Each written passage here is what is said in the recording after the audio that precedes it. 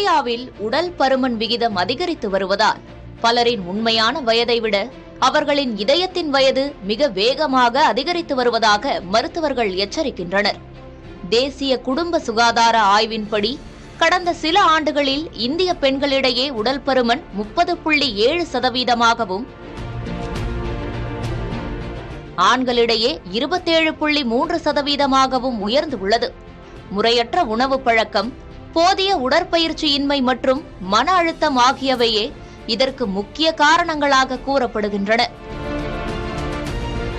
இதனால் 35 வயதான ஒருவரின் இதயம் 60 வயது முதியவரின் இதயத்தைப் போல பலவீனமடையும் ஆபத்து ஏற்பட்டுள்ளது. குறிப்பாக வயிற்று பகுதியில் சேரும் கொழுப்பு இரத்த நாளங்களை சேதப்படுத்தி இளம் வயதிலேயே நீரிழிவு மற்றும் மாரடைப்பை உருவாக்குகிறது. எனினும் ஆரோக்கியமான உணவு முறை, வழக்கமான உடற்பயிற்சி மற்றும் முறையான தூக்கத்தின் மூலம் இதயத்தின் வயதை குறைத்து மாரடைப்பு அபாயத்தை தடுக்க முடியும் என்று மருத்துவர்கள் அறிவுறுத்துகின்றனர்.